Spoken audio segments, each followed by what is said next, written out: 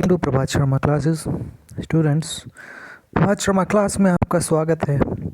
और जैसे अगर आप हमारे चैनल पर नए हैं तो वीडियोस को लाइक एंड सब्सक्राइब करना ना भूलें और हमारे एजुकेशन चैनल्स पर अच्छी अच्छी जानकारी वाली वीडियोस को प्राप्त करते रहें। तो स्टूडेंट्स, यहाँ पर अब हमें देखना है अ डॉटर्स विश। एक यहाँ पर एक आस है डॉटर का, छोटी सी पोएम दी हुई है। आइए इसको ज़रा पढ़ते हैं और उसके बारे में हमें पता चलेगा कि आगे हम क्या पढ़ने वाले हैं। Father inherited our house from his father. हमारे पिताजी ने भी घर जो मिला था उनको, वो उनके पिता से मिला था। And everyone says he will leave it to brother. और हर कोई इंसान बोलता है कि वो मेरे भाइयों के लिए छोड़ जाएंगे घर। But what about me and my mother. But मेरा क्या और मेरी मम्मी का क्या? क्या वो मेरी मम्मी का घर नहीं होगा या फिर मेरा घर नहीं होगा? क्योंकि ऐसा माना जाता है कि जैसे ही बड़े इंसान जो है देते हैं अपनी ज़मीन, प्रॉपर्टी, घर, तो वो बेटे को दिया करते हैं।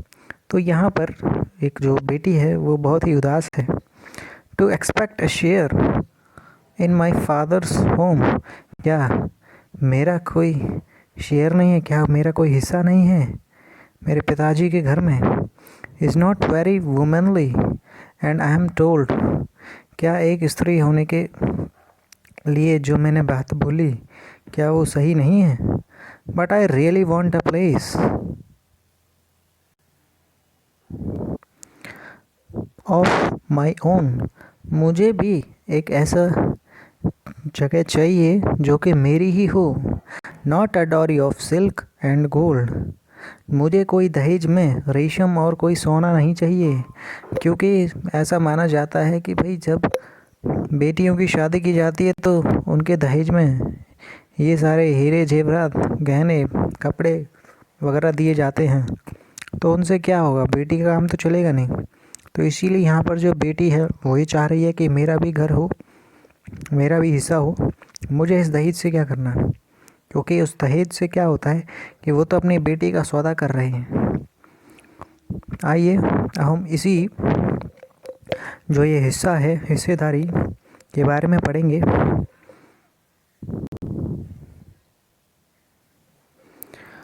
स्टूडेंट्स, अ न्यू लॉ, एक नए कानून के बारे में हम पढ़ने जा रहे हैं जिसका नाम है हिंदू सक्सेशन अमेंडमेंट एक्ट, जो कि हिंदू में जो इस लॉ का नाम दिया गया है, क्योंकि किस पे कितना अधिकार रहेगा तो इस पे बात बताई गई है। और ये एक्ट जो नया हुआ है, नया चेंज हुआ है इसमें थोड़ा सा 2005 में। Often when we think of farmers who own land we think of man. हम कभी भी अक्सर हमारे दिमाग में ऐसा ख्याल आता है कि जिन किसान भाइयों के पास ज़मीन है तो उनका मतलब ये हुआ कि वो ज़मीन सिर्फ आदमी की ही है, सिर्फ पुरुषों की ही है। Womens are seen as possible as people who work on the fields. और हमेशा महिलाओं को खेतों पर काम करते हुए देखा जाता है, but not as the people who own agriculture land. कभी महिलाओं को ये नहीं समझा जाता कि जिस खेत पर वो काम कर रही हैं वो उनकी ज़मीन है भी या फिर नहीं भी। तो हम कह सकते हैं कि ओनरशिप का जहाँ पे सवाल आता है कि किसकी ज़मीन है, तो वहाँ पे देखा जाता है कि वो आदमी के ही नाम पर मानी जाती है। Till recently in some states Hindu women did not get a share in the family of agriculture land. अगर हम बात करें, कुछ राज्यों में हमने देखा है, कुछ स्टेट्स में वुमेन्स को एग्रीकल्चर लैंड मिलता ही नहीं है, क्योंकि वो जो प्रॉपर्टी जो होती है वो फादर से मिलती है बच्चे के नाम पर, जिसमें बेटा होता है उनका। After the death of the father his property was divided equally only among his sons. जैसे ही पिता की मृत्यु होती है तो वो प्रॉपर्टी जो है वो हिस्सों में बढ़ जाती है, उनके बेटों के हिस्सों में। अब देखो सवाल ये उठता है, सपोज़ करिए उस घर में बेटी हुई तो क्या उस बेटी को हिस्सा सपोज़ करिए उस घर में बेटी हुई तो क्या उस बेटी को हिस्सा नहीं मिलना चाहिए पिता की मृत्यु के बाद? Recently the law was changed. अभी 2005 में ये कानून थोड़ा सा चेंज किया गया है। In the new laws son and daughters and their mothers can get an equal share in the land. उनके बेटों को बेटों के साथ साथ ना ही बेटों को, उनकी बेटियों को भी और माताओं को भी बराबर का हिस्सा ज़मीन में मिलता है। The same law will apply to all the states and union territories of the country. यही पूरा कानून सारे स्टेट्स में और केंद्र प्रशासित प्रदेश यानी कि यूनियन टेरिटरीज में भी अप्लाई होता है। The law will benefit a large number of women. इस कानून से वुमेन्स का फ़ायदा है। For example, Sudha is the eldest daughter of an agriculture family. Sudha एक सबसे बड़ी बेटी है अपनी फैमिली में, जो कि एग्रीकल्चर करती है उसकी फैमिली। She is married and lives in a neighbouring village. उसकी शादी हो चुकी है, शादीशुदा है और वो पड़ोसी गांव में रहती है। After her father's death Sudha often comes to help her mother with the farming work. पिता की मृत्यु के बाद अपनी मम्मी का कहा काम में हाथ बटाने के लिए, यानी कि जो एग्रीकल्चर फील्ड जो था उन खेतों पे काम करने के लिए सुधा भी अपनी मम्मी की मदद करती है। Her mother has asked a Patwari to transfer the land and enter her name along with the names of all the children in his record. Mother इस बात को पटवारी को बताती है कि उसकी बेटी का भी नाम लिखा जाना चाहिए और उसका भी नाम लिखा जाना चाहिए लैंड की वो ज़मीन किसके नाम पर है, क्योंकि ज़मीन जो है अक्सर ये देखा जाता है कि बेटे के नाम पर होती है, तो बेटे के साथ साथ माता का और बेटी का भी नाम जोड़ा जाना चाहिए जब पिता की मृत्यु हो जाती है। तो ये सारी बातें सुधा की मम्मी ने बताई पटवारी को। Sudha's mother confidently organises the farming with the help of younger brother and sisters. Similarly Sudha also lives with the assurance that if she ever has problem she can always depend upon her share of the land. सुधा हमेशा अपनी mummy के साथ काम करती रहती है, अपनी family ये अपनी एग्रीकल्चर लैंड पर, और वही एग्रीकल्चर लैंड के पे काम करने के लिए अपने भाइयों के साथ भी काम करती है। और सुधा को भी यह आस है, ये हिम्मत है कि अगर कभी भी उसे शादी के बाद प्रॉब्लम हुई तो वो यहाँ पर रहने आ सकती है, क्योंकि उस ज़मीन पर, उस घर में उस सुधा का भी हिस्सा होगा। तो स्टूडेंट्स, हमने इस क्लास में जाना कि कैसे एक नया कानून आया जिसका नाम है हिंदू सक्सेशन अमेंडमेंट एक्ट। हमें पता चला कि कैसे कि उसमें बेटी और माता का भी हिस्सा होता है पिता की ज़मीन में।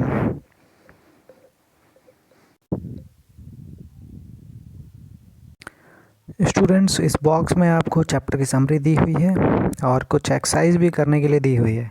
आइए ज़रा इसको पढ़ते हैं। This chapter had looked at some of the administrative work of the government specially for rural areas. इस चैप्टर हमने पढ़ा कि कैसे गांव में गवर्नमेंट अपना काम को अच्छी तरीके से परफॉर्म करती है, जिसको रूरल एडमिनिस्ट्रेशन भी बोला जाता है। The first example related to maintaining laws and order. पहला हमने कहानी में पढ़ा और एग्जाम्पल भी पढ़ा था कैसे कानून को प्रॉपर तरीके से फॉलो करवाया जाता है, उसको मेंटेन करके रखा जाता है। और second, to maintain the land records. दूसरी में हमने ये भी पढ़ा कि लैंड रिकॉर्ड्स को कैसे मेंटेन किया जाता है। In first case we examine that the role of the police. हमने पहले केस में देखा था पुलिस का क्या काम होता है। And in second case that of patwari, हमने पटवारी के काम के बारे में भी पता लगाया। This work is supervised by other peoples in the department such as tehsildar और सुपरिटेंडेंट ऑफ पुलिस। यही काम सुपरविज़न करता है जो ये काम परफॉर्म करते हैं, चाहे वो एसएचओ हो पुलिस स्टेशन का या फिर पटवारी हो। ये सारे काम जो है तहसीलदार या फिर सुपरिटेंडेंट ऑफ पुलिस उन पे नज़र रखते हैं। तहसीलदार जो है वो पटवारी पर नज़र रखेंगे कैसे पटवारी काम कर रहा है, और एसएचओ वो सुपरिटेंडेंट पुलिस ऑफिसर उन पर नज़र रखेगा। We have also seen how people use these services and some of the problems that they face. हमने देखा कैसे लोग इन सर्विसेज का अच्छे से इस्तेमाल करते हैं और कौन कौन सी प्रॉब्लम्स वो फेस करते हैं। These services are to be used to made functions to according to the laws and have been framed for them. हमने देखा कि कैसे कैसे वो सर्विस यूज़ करते हैं और किस कानून के तहत उसको फॉलो करके उन सर्विसेज को यूज़ करते हैं। You have probably seen many of the other public services and facility provided by various department of the government. तो हमने ये भी देखा होगा कि कैसे पब्लिक सर्विसेज को हम अदर पब्लिक सर्विस को इस्तेमाल करते हैं, जो कि अलग अलग गवर्नमेंट के डिपार्टमेंट्स के द्वारा प्रोवाइड की जाती हैं। स्टूडेंट, कुछ ये हमने दे रखा है कि आपको पब्लिक सर्विसेज पता लगानी कौन सी है, जैसे दूध वाली, मिल्क की सोसाइटी और फेयर प्राइस शॉप, जिसको हम जनरल स्टोर भी बोलते हैं, प्रोविजनल स्टोर, परचूने की दुकान, बैंक की सर्विस हमें गवर्नमेंट देती है, पुलिस स्टेशन की सर्विस मिलती है, agriculture society for seeds and fertiliser, हमें ऐसी एग्रीकल्चर सोसाइटी मिलती है जहाँ पे हमें अच्छे बीज और फर्टिलाइज़र खाद प्राप्त हो सकें, पोस्ट ऑफिस की सर्विस भी हमें प्रोवाइड करती है, एंड सब पोस्ट ऑफिस, आंगनवाड़ी सर्विसेज भी हमें मिलती है, गवर्नमेंट स्कूल्स भी हैं, प्राइमरी हेल्थ केयर सेंटर जहाँ पे इलाज किया जाता है बेसिक, जो रूरल एरियाज़ में रहते हैं, और हॉस्पिटल्स, गवर्नमेंट हॉस्पिटल्स होते हैं शहरों में। तो ऐसे ही आपको पब्लिक सर्विसेज के बारे में पता लगाना है। ओके स्टूडेंट्स, यहाँ पर आपका चैप्टर ख़त्म हुआ पूरे तरीके से। अब हम थोड़ा नोट्स को रीड आउट कर लेते हैं, तो उससे पता चल जाएगा कि हमने चैप्टर में और क्या क्या पढ़ा हुआ है। India is a vast country with a vast land area. हमारा जो देश है, सबसे ज़्यादा ज़मीन है हमारे देश में, और बहुत ही कह सकते हैं कि पॉपुलेटेड कंट्री भी है। स्टूडेंट्स, नेक्स्ट अगर हम बात करें, there are more than 6 lakh villages in India, और हमारे देश में 6 लाख से भी ज़्यादा गांव हैं। It is not provide basic necessities like water, electricity and road to all these villages. और वो वाटर, इलेक्ट्रिसिटी, रोड्स के अलावा भी रूरल एडमिनिस्ट्रेशन, हमारी गवर्नमेंट जो है वो और भी सर्विस प्रोवाइड करती है, जैसे हमने पढ़ा है पुलिस की सर्विस, और बात करें मेंटेनेंस ऑफ लैंड रिकॉर्ड्स। यही 2 चीज़ अब हम आगे पढ़ेंगे। To keep villages on track, it is necessary to maintain law and order in the villages. Village को अच्छे तरीके से चलाने के लिए ज़रूरी यह है कि हम बराबर कानून और उसका पालन करें, and keep a record of lands and it's revenue, और ये भी हिसाब किताब रखा जाता है कि प्रॉपर लैंड से टैक्स मिल पा रहा है या फिर नहीं। तो ये सब की जानकारी आइए अब हम पढ़ते हैं। यही मेन काम होता है रूरल एडमिनिस्ट्रेशन का। तो सबसे पहले पुलिस स्टेशन के बारे में पढ़ेंगे। अगर कोई भी लड़ाई हो जाती है, डिस्प्यूट हो जाता है, तो वो पुलिस स्टेशन में सॉल्व होती है। In case of dispute in an area of people go to the police station. अगर कहीं पे लड़ाई दंगा हो जाता है तो उस एरिया के पीपल्स पुलिस स्टेशन में रिपोर्ट लिखाने के लिए जा सकते हैं। A particular police station works for a particular area, और हर एरिया के हिसाब से वहाँ का पुलिस स्टेशन होता है। एंड और people living in that area are to report any crime, theft, accident और injury etcetera in their own police station. अगर कहीं पे क्राइम, मर्डर हो जाता है या फिर चोरी हो जाती है, एक्सीडेंट हो जाता है, तो उन सब की जानकारी पुलिस स्टेशन में लोग दे सकते हैं, जिस एरिया में ये सारी वारदातें, एक्टिविटी हुई हैं। In a dispute, when a person files a report in the police station is called first information report. अगर कोई लड़ाई हो जाती है तो सबसे पहले जो रिपोर्ट की जाती है इंसान के द्वारा, वो FIR जिसको हम बोलते हैं, वही की जाती है, जिसमें प्राइमा फेसी बयान लिया जाता है इंसान का कि क्या क्या हुआ उस जगह पर, इंसिडेंट, उस एक्टिविटी की, उस इवेंट की प्रॉपर इन्फॉर्मेशन ली जाती है उस इंसान से, जिस इंसान ने उसको देखा है, उसी को ही FIR, फर्स्ट इंफॉर्मेशन रिपोर्ट बोला जाता है। सेकंड इसमें दिया हुआ है मेंटेनेंस ऑफ लैंड रिकॉर्ड्स। अब जानते हैं अब हम लैंड रिकॉर्ड्स को कौन मेंटेन करता है। हमें पता है कि लैंड रिकॉर्ड को पटवारी मेंटेन करता है। The village Patwari keeps a record of the land areas kept by the people. जितने भी हमारे एरिया में जिन लोगों के पास ज़मीन है, उन सभी ज़मीनों का हिसाब किताब विलेज का पटवारी मेंटेन करके रखता है। A patwari deals with the measuring of land and maintaining the land records belonging to the different villages. पटवारी जो है वो ज़मीन की नापाई करता है और लैंड रिकॉर्ड्स को भी मेंटेन करके रखता है अलग अलग विलेजेस के। The village patwari is also responsible for the collection of land revenue from the village. Village patwari इस बात की भी जिम्मेदार होता है कि हमारा जो टैक्स जो आ रहा है वो विलेज से, वो पूरी तरीके से लैंड से आ रहा है या फिर नहीं, और ये सारा जो कलेक्ट करता है वो फार्मर से करता है। The Patwari is assisted by other officers, और पटवारी को ये मजबूरन में काम करना पड़ता है, उसकी ड्यूटी होती है, और इस ड्यूटी पर नज़र रखने वाले हमारे तहसीलदार होते हैं, जिसको हम ऑफिसर भी बोला जाता है। Rural administration, how does it work efficiently? आइए, India is divided into states and union territories, these territories in turn divide into districts. हम देखते हैं स्टूडेंट, ये रूरल एडमिनिस्ट्रेशन कैसे काम करता है।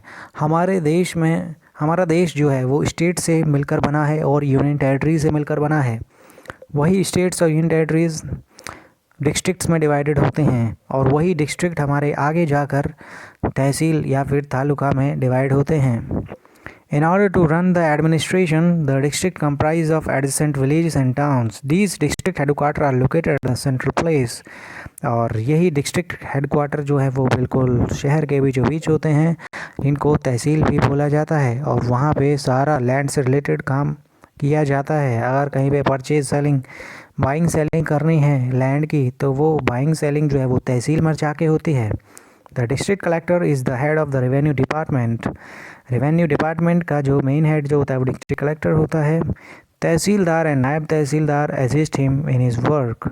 और तहसीलदार जो होते हैं वो इन सारे काम को कैरी करके चलते हैं, तहसील के जो भी काम होते हैं। हिंदू लॉ, अब हम हिंदू नियम के बारे में पढ़ेंगे, अधिनियम के बारे में, जिसका नाम है हिंदू सक्सेशन अमेंडमेंट एक्ट। 2005 में ये एक्ट आया था, बहुत ही इम्पोर्टेंट एक्ट है। आइए इस हम पढ़ते हैं। पहला इसमें दिया हुआ है, in ancient time only sons got a share in their father's property. पहले पुराने टाइम पर सिर्फ बेटों को ही हिस्सा मिलता था उनके पिताजी की प्रॉपर्टी में, जैसे ही अगर पिताजी की मृत्यु हो जाती थी। But after some time, after the Hindu succession amendment act 2005, womens are entitled to an equal share in the father's property. 2005 में जो नियम आया है उसके बाद से ही वुमेन्स को भी अधिकार मिल गया, उनको राइट मिल गया कि उनका भी हिस्सा है उनके फादर्स की प्रॉपर्टी में। यही हमने इस पोएम से जाना था और हमने हिंदू सक्सेशन अमेंडमेंट एक्ट में पढ़ा था। स्टूडेंट, यहाँ पे हमारी चैप्टर पूरी तरीके से ख़त्म हो गया। हमने समरी भी पढ़ ली, नोट्स भी पढ़ लिए। ओके, वीडियो को अच्छी लगी तो लाइक एंड सब्सक्राइब करना ना भूलें। Okay, thank you class, stay home stay safe. Prabhat Sharma class से जुड़े रहने के लिए थैंक यू।